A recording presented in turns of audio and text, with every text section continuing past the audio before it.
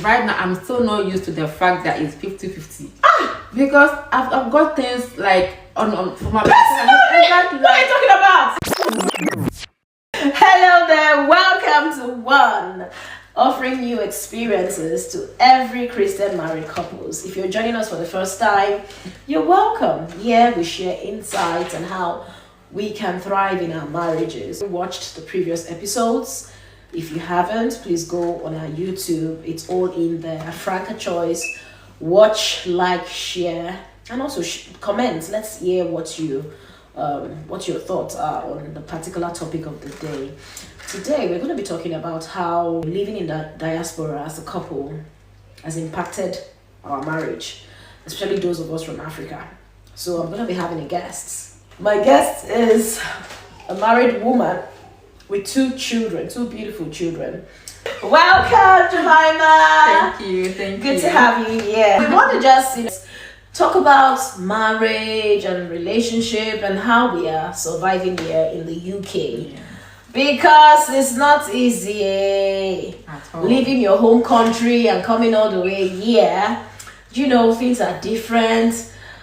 In total, you just have to start to adjust your lifestyle, adjust marriage, adjust everything, adjust in so many ways. Your communication technique, adjust. So we would want to also hear, because you guys have been hearing from me all the while, we also want to hear from her mother what she has done. She's married. How long have you been married for? Could you give us a brief introduction of your pretty self? Oh. Anyway, my name is Jemima. I'm a nurse. Okay. I'm married with two kids. I think we've been married for 11 years. Oh wow. Yeah. We've got two kids. So I'm here with my husband and my kids as well. Okay, so how long have you been here? 3 years. What are the pros and the cons of being in another country, foreign country? Do you have the disadvantages, the advantages? Would you say, okay, I'll say this one outweighs this one, I prefer this or I prefer that, or these are the good things and these are the bad things based on your marriage now, and maybe family marriage entirely? Based on marriage, I think I have got some pros. So since moving here, I would say I've been close with my husband as compared to when we were back home, because back home he's got a lot of friends. He's always out going out. I'm coming, I'm going home, and but here he doesn't know anybody. What is he going to? The weather is even like lockdown. Exactly. So he spent more time with us in the house than compared to back home.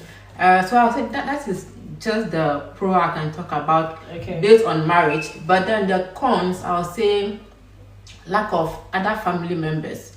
Yes, like just the four of us. We hardly go anywhere. We hardly meet people. Back home we have more family members. You can go to our moms, our friends. I miss that people. part. Yeah, exactly. But here it's just us. And if I'm working, he's home. If I'm home, he's working. So we hardly get the time to bond with the kids as a family. That's like one thing that I can say is not so encouraging, like moving here. So those in diaspora, I would like for you to drop in the comment section, what are your own pros and your cons? What are the benefits of moving abroad with your family? How far have you guys been enjoying this thing? What's the benefit to you? It's different for different families, And then what are the disadvantages? Like, since you moved here, that your husband his head has been, what Igbos will say, his head has bakasia. He don't think well again. Or now my wife, since she moved here, she does how she like. Hey, I want to know. There's something people also say that when you come to a foreign country, like people normally say the risk of getting separated or getting divorced is very high compared to so yes, because of the challenges, especially you guys time, like bonding and all those things. So there's more should I say confusion when it comes to financial aspects. People say it has to be 50-50. Meanwhile back home, men know they're supposed to do this, women are supposed to support. But here it's like 50-50, you bring 50, I bring 50. And if you don't that one, that, it's like it becomes a fight. My sister, that one first, I struggled first though. Yeah. I first lied the first few days, the first few months that I got my pay. I said, what? Am I supposed to share this pay? Exactly. I hit it. How much did you make? How much did they pay? I said, no. The money they paid was very little because of this. I gave an excuse because I'm not used to it. But you know, in the end, you just have to compromise. Everybody has to meet themselves in the middle ground. Each other. Finances abroad, my goodness, you have to see. I don't even call it 50-50. I would say give 100, give 100. Yeah. 100 in the sense that it could mean different things. As give your all. Your all in finances, in your time. It's true. However, your all can be defined. It could be 70% of you. Okay, give it, but it's your all at that time. Yeah. They might perceive it as 70% of yourself or 20% of yourself, but in your mind, it's all. But when you start to say 50-50, you are trying to seclude certain things and all. So, finances is another ball game entirely. I don't know, how are you guys managing with finances?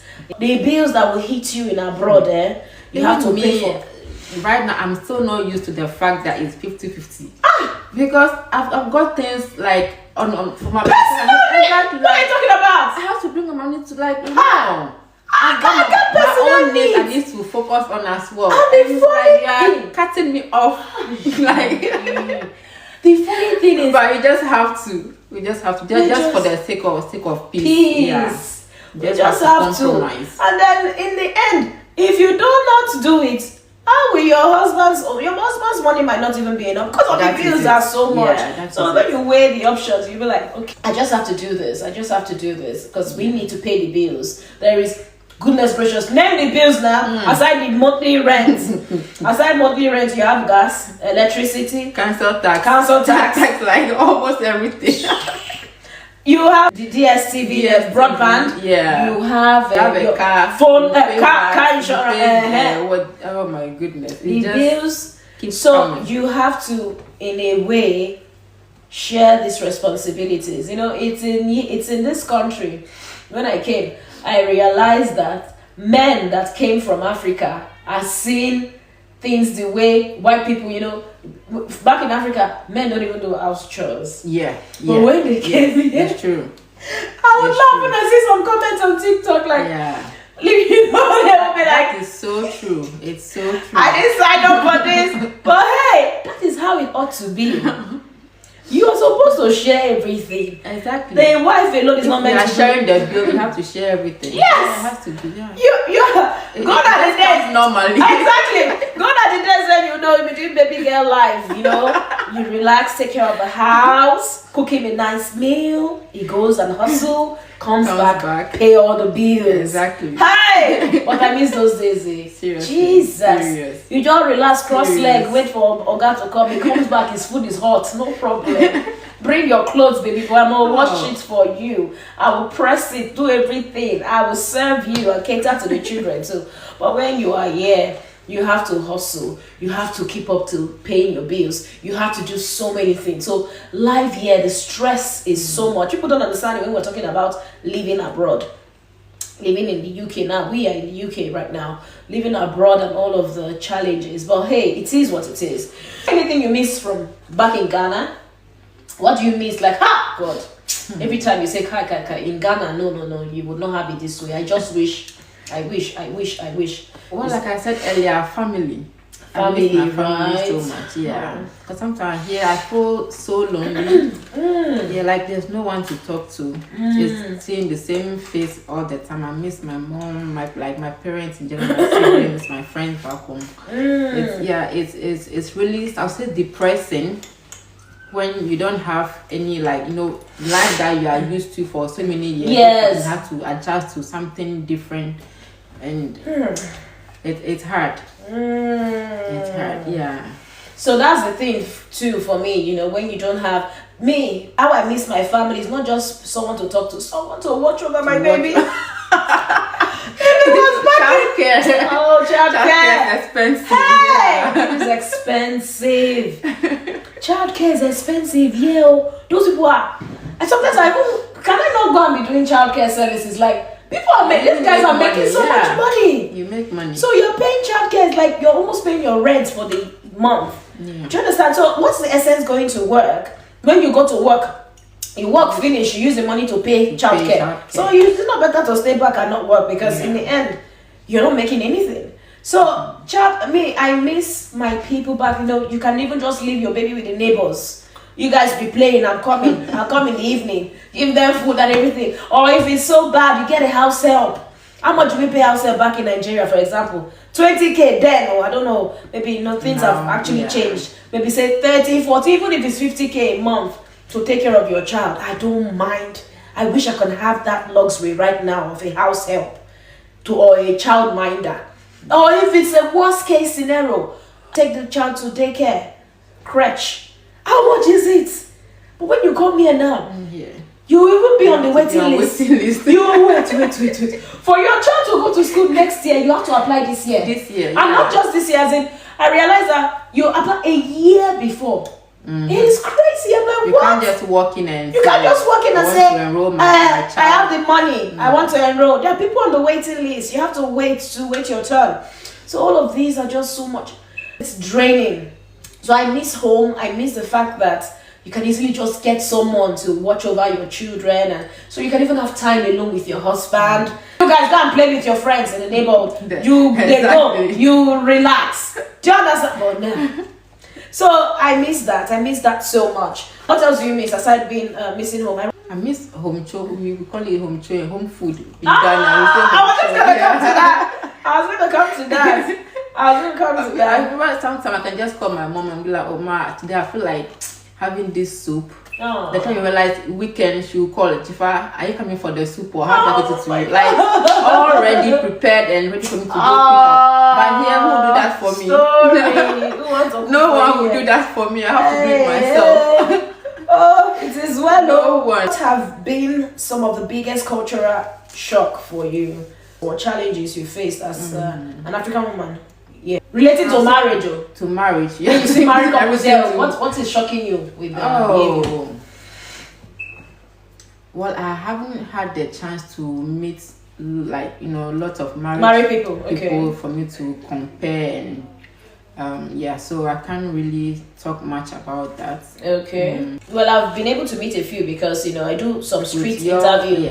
Street interview. Those days I go on the street and interview them. One of the shocking things is the fact that you feel like you see couples holding hands. You see them holding hands, you feel they're married. No, I don't know why I assumed that, but I know that, they have partners. It means like there's something. So I'm just going to them. Sorry, I have a question. I have a question for you. How long have you been married? We are not married? I think they really take pride in holding hands. They hold hands. And this one, they're old people. Exactly, the oldest. Guess what they said? I said he's my partner. We are partners. We're not married. I'm not married. I didn't get that. I'm like, oh, okay. I just covered my curious face and just went on asking the question I wanted to ask at that time. So that was a shock to me that you can just have a partner without settling down. It exists in Nigeria too, but they hide them. Exactly. You don't just come out straight in the open, holding hands, kissing and doing stuff, and then you are your partners. Africans, we have fear to an extent, So that was a shock to me. How do you balance your role as a wife, mother, nurse? So the good thing is my husband is very supportive. Oh, God bless him. I mean, we are both not perfect, but in that aspect, he is really, really supportive with the kids and God bless all these with the house, housework, like you said. Like even back home, he wasn't like that. He always on the. They will learn, sister. So I've got a really, really supportive partner, and so it all comes down to understanding and teamwork. So when I'm working, he knows, because I'm working out, I do 12-hour shifts from morning till night, 7 to 7. Sometimes I get back, I'm tired. So he's in the house with the kids, take them to school, pick them up, cook. Exactly. Oh, bless him. So I get back home and just take a shower. Then you guys go to bed. Then he goes for together night. So at times we go for night, and then the next morning if I'm off, I have to continue, take them to school, get food ready and all those things. So it's like we are balancing it that way. You can see. So a friend of mine. Partnership. A friend of mine said how she does it is they exchange the children at the train station. She's coming back from work, meeting her husband with the baby on a trolley because they don't have time. No time here. You have to meet up with her. You can't be late. So she's taking the child back home. The husband is going to take a train. Crazy. To work. But I think what really helped us is where we are is not far from where we both work. Okay. So it's easy. Exactly. Oh. So even if we are both work, it's a time where we both work day shifts, but he normally does short, let's say 8 hours. Shorter timing. Yeah, so he can easily leave work. I'll get the kids ready for school before I leave for work. So he goes earlier. Okay. So once they're ready, when it's time, he quickly runs home, pick them, drive them to school, then come back and then go to work. Then when they close to it, quickly leave work, rush to the school, pick them up. So it's the location is also helping a lot. Okay, so it makes sense. If you have your work and home, everything is close by, so it's easy to maneuver. It makes it more easier. What's the one thing you wish you had known before moving to the UK? What's that one thing you wish, like someone had told you? I didn't know this thing was like this, or I wish, or I did, or something you wished you had known. Well,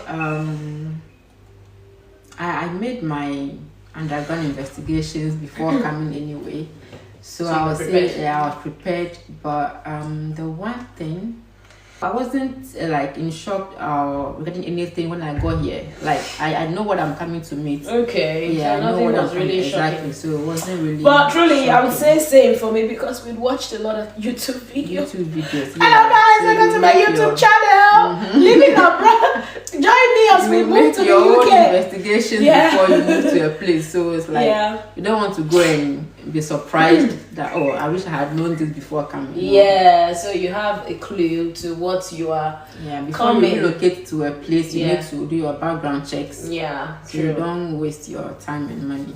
Okay, let me ask another. So what's a memorable experience you and your husband have had so far? Do you have a memorable experience living here for 3 years? It's so memorable, in a way. What's that thing that stood out for you, or if you have any story to tell? Well, sometimes I think was it twice or once we took a road trip to Birmingham. I've forgotten the name of the area in Birmingham. Yeah, it was with the kids as well, just like a family. That's so lovely. I don't think we've ever done that back home never before. Okay, well, we've done that. Okay, back home unless public transport. Exactly. Public transport, enter ABC transport to the village or something. No, not done. Family. Road trip. I only watched it in movies. Exactly, it was really nice. It was the kids really had fun. That's beautiful. Now I'm looking forward to doing something like that for myself too. Okay, so one more question before I let you go. Those that will watch the replay on YouTube, drop your comments also in the comment section. Do you think moving to the UK is a good move for any married couples coming to the UK? Is there any advice you would give them before you come? Imagine you're doing a YouTube video now and you're trying to advise people coming, like you say people should do their research and they stumble on your video. What kind of advice would you give them before coming in? First of all, it's a good move. Okay. If we think about the life we have back home, our situations back home, I mean, we are all from almost the same place. We know what's happening now. Then to this place, I'll say it's a good move. But before you come as couples or as a family, you should have this thing that teamwork, respect, communication. You should be a team player with each other, because otherwise you're not going to have it easy. You won't have it easy. One, you can't say because I'm the man, I'm the boss, the woman has to do everything because she's the woman. This is how it was back African man. You don't bring that African mentality here. It has to be you need to be on the same page. You need to make it work for the family, for the kids especially. So it's mainly based on teamwork. And understanding each other, that this is how it's supposed to be. Come together, you plan how you like on a daily basis. You plan how things are supposed to be done on a daily basis. Then you just pick it up like that. I like that word, planning. Yeah. How things are going to be done on a daily basis. But most couples just go ahead with their day without really adequate planning. They just go on, assuming the next partner knows what's up. Exactly. So there should be communication between you two, knowing each other's roles. See, you're going to be working day, I'm working night, so this is how we're going to be doing it. Oh, I'll pick the children from school. Don't assume. I thought you know you're supposed to. All those supposed to kind of statements should not be here. You both should be able to lay the card on the table and say, see, now we're in a new country. See how it's going to be. It's different from back home in Nigeria or Ghana. We are going to do things together, You have to help me with the dishes at so time. I will do this as well. I can do the laundry. You have to share the chores, share the responsibility, share the bills. Be down to earth. When you come here, you have to be down to earth. Be mutual respect. Mutual respect, exactly. Love and respect each other. Do you think being in the UK or any place outside Africa with your family, does it suck out the love in the relationship? Because I've been in a gathering. My birthday, wasn't my birthday now, a friend's birthday, we're talking, different couples came. So they were just saying, no, my wife loved me past when we did Nigeria. But stress. Even the other one said, even my husband, you they look my face. You see, that's why I said that we hear like there's nowhere to go.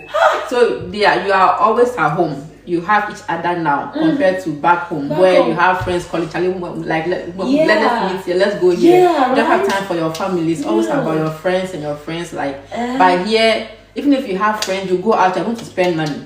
You cannot go out to go and spend. Nobody will spread you. Nobody will pay for you. You will go out. You share the bill. You will pay. Like the 50 is everywhere. Whether restaurants you go to, wherever you go to, you are going to share the cost with the people you went out with. So it's not like you have to think twice before you do something here. Something for fun. So you did not answer the question. Does it suck out the love in marriage? No, it doesn't suck out. It rather, make it like more. Okay. Oh, because she's saying it makes it the bond stronger. The bond is because stronger. There's nowhere for them to go. You guys are always with each other, right? Together, Why some people say it sucks up? I want to hear your own opinion. Does this I think those who are saying it sucks is because they hardly, like the way I was saying that our shift sometimes we don't hardly meet. But the thing is, even if I'm doing long day, I get home by 8. He also does short days, let's say morning to 2. He's before I get home. So I think we have, and what we do is, if I get home by 8, I still spend some hours, watch TV together, watch movies together before we go to bed. So it's like, little we have that time together before the next day, and then we both go our separate ways again. So it's up to the individual how to find out to sort of. Did you hear? Wow, aspect. That makes sense. So it's up to you to make the best of it. How your marriage will turn out in diaspora. So you can listen to 1,000 podcasts or YouTube videos or live streams.